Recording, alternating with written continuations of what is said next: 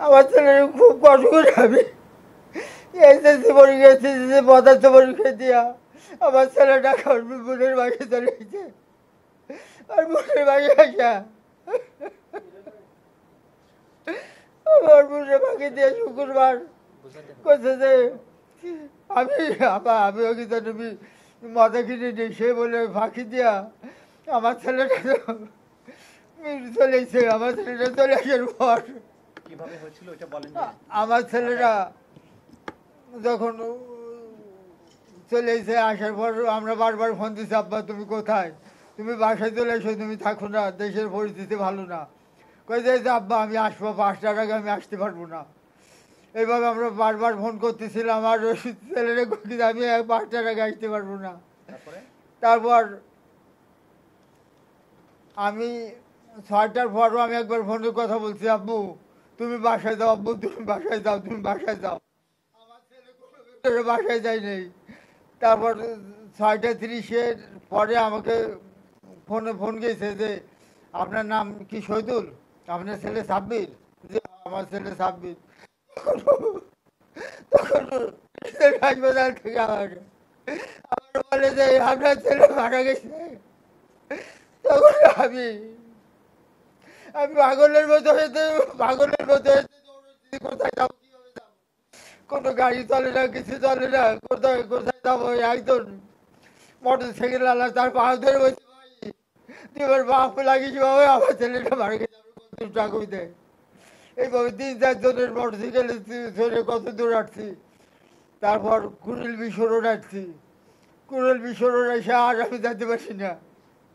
তারপর এক motor cycle আলাকে বলছি, ভাই তুই আমার ছেলের মতো, আমার ছেলেটা মারা গেছে, তুই আমার ছেলেটা তার হাসপাতালে শুনিয়ে চল বাবা।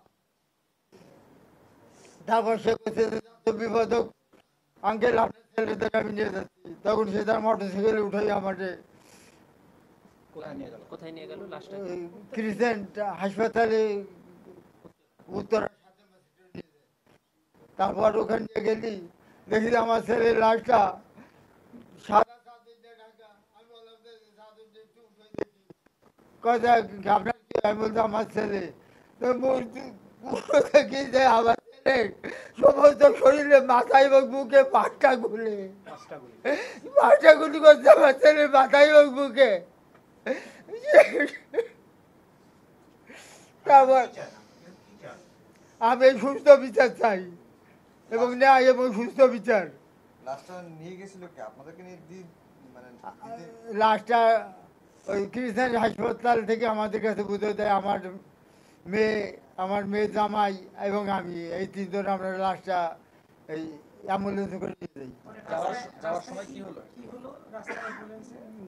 আমরা যখন রাস্তা থেকে যাই তখন পথে এত বাধা সম্মুখীন হয়েছে, আমরা দরজা খুলে দিয়া চিল্লে বলছি, ভাই লাশ, ভাই লাশ, ভাই আমাকে ছেড়ে দেন, ভাই আমার গরিতে লাশ, আমার গরিকে লাশ, এইভাবে চিল্লে বলতেছিলাম। তারপর চিল্লে বলতে বহুত বাধা কাটিয়া ওই ওদের নামে কি সে সাইদাবাদের পার হয়ে এমনি আমাদের গাড়িটা একদম ভাঙ্গিয়া আওয়ামী লীগ, ছাত্রলীগ, কিশোর লীগ এরা সবাই আমাকে অ্যাম্বুলেন্সে একদম ভাঙ্গে ফেলাই দেয়। আমার ছেলেটা পুরো শরীর কাছে এবং ইটের টুকরোয় আমাদের গায়ে লাগে। আমার মেয়েটা দাঁড়ানি, আমার মেয়েটার বুকে একটা পাথর এসে লাগে। সেই সেই সেই অবস্থার ভিতর থেকে আমরা অনেক কষ্টে লাশটা বাড়ি নিয়ে যাই। তখন 3টা বাজে। তখন দেখি যে পুলিশ, রাস্তায় পুলিশ দাঁড়িয়ে আছে, চারদিক পুলিশ আর পুলিশ। তারা বলতেছে যে লাশ এখনই দাফন করতে হবে, যদি আপনারা লাশ না দাফন করেন তাহলে আমরা এই লাশ নিয়ে যাবো।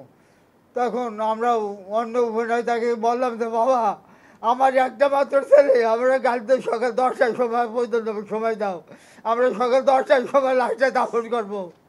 আমাদের কোনো কথা শুনলো না, সে আমাদের 3টার সময় লাশ নিয়েছি, 40 মিনিট টাইম দিয়েছে, 40 মিনিটের ভিতর আমরা লাশটা দাফন করতে বাধ্য হয়েছি। আন্দোলন আমাদের লাশ নিয়ে যায় না, পোস্টমর্টম হয়নি। ক্রিসেন্ট হাসপাতাল থেকে ডেথ সার্টিফিকেট দিয়েছে।